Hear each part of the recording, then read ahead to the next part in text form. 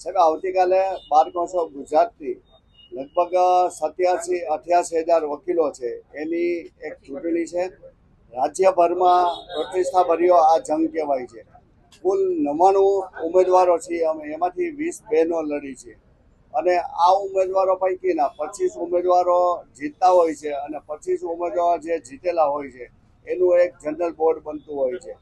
અને છેલ્લા 20 વર્ષથી એમ માનો કે છેલ્લી 2 ટર્મથી ગુજરાતની અંદર સૌથી વધુ મતે હું જીતું છું। સૌરાષ્ટ્ર કચ્છની અંદર મને ખૂબ સારો સપોર્ટ મળે છે અને એના હિસાબે આખા ગુજરાતમાં સૌથી વધુ મત મને મળે છે। આ વર્ષે પણ મને એવી કોન્ફિડન્સ છે અને મેં જે કામો કરેલા છે એ કામો ઉપરના આધારે હું એમ કહું છું કે આ વર્ષે પણ હું સૌથી વધુ મતે જીતીશ અને એમાં કોઈ નિશંક ઓલું નથી, કારણ કે રાજકોટ બાર એસોસિએશનના પ્રમુખ ને હોદ્દેદારોનો મને સપોર્ટ છે, રેવન્યુ બારના પ્રમુખ હોદ્દેદારોનો સપોર્ટ છે, મહિલા બારના હોદ્દેદારો સપોર્ટ છે અને નોટરી બારના હોદ્દેદારોનો સપોર્ટ છે, ક્રિમિનલ બારના હોદ્દેદાર, તમામ બાર એસોસિએશન મારી સાથે છે અને એક મોટો સમૂહ છે। રાજકોટની અંદર 4400 મતો છે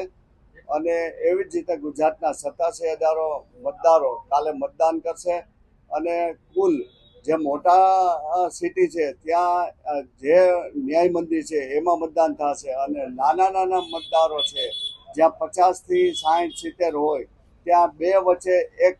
એવી રીતે બધા થશે। એટલે કુલ મને લાગે છે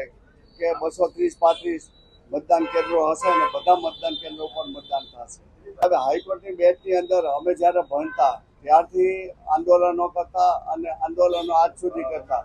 પણ હાઈકોર્ટની બેન્ચની અંદર અમે હમણાં સૌરાષ્ટ્ર કચ્છના બધા પ્રમુખ અને સેક્રેટરીને બધાને બોલાવ્યા હતા,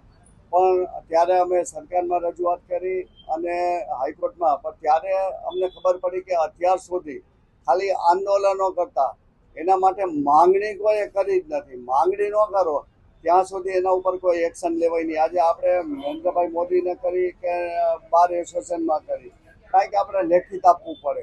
એટલે અમે લોકોએ આ વખતે લેખિત આપ્યું છે અને આ ચૂંટણી જાય પછી ફરીથી અમે હાઈકોર્ટ બેન્ચ માટે ચળવળ કરવાના છીએ અને મને લાગે કે આ વખતે આપણા વડાપ્રધાન નરેન્દ્રભાઈ મોદી પણ રાજકોટમાંથી લડ્યા હતા અને રાજકોટ પ્રત્યે એને અતિ પ્રેમ છે અને અમને આપશે અને અમે હાઈકોર્ટની બેન્ચ શું કામે જોઈએ તો કે ભાઈ અમે આંકડાકીય પણ માહિતી આપી છે કે આટલા સૌરાષ્ટ્રના કેસો છે, આટલા સૌરાષ્ટ્ર બહારના કેસો, અને જ્યાં જ્યાં બેન્ચ આપી છે મહારાષ્ટ્રમાં, તો મહારાષ્ટ્રના આટલા કેસો છે અને આજે સૌરાષ્ટ્રથી આટલા કેસો છે ગુજરાતમાં, તો ગુજરાત અને સૌરાષ્ટ્રના કેસોની દ્રષ્ટિ પણ અમે એમાં લખી અને ઉલ્લેખ કર્યો છે। આજે જો મહારાષ્ટ્રના 7 બેચો હોય અને આપણા ગુજરાતમાં ત્યાં આપણે 14 કરોડની વસ્તી જાય, 7 કરોડની 7 કરોડની વસ્તી વચ્ચે એક પણ બેચ નહીં અને ત્યાં આજે 7 બેચ હોય તો એના માટે થઈને અમારી રજૂઆત પણ છે। કાયદાકીય અમને મળવું જોઈએ અને આંકડાકીય પણ અમને મળવું જોઈએ।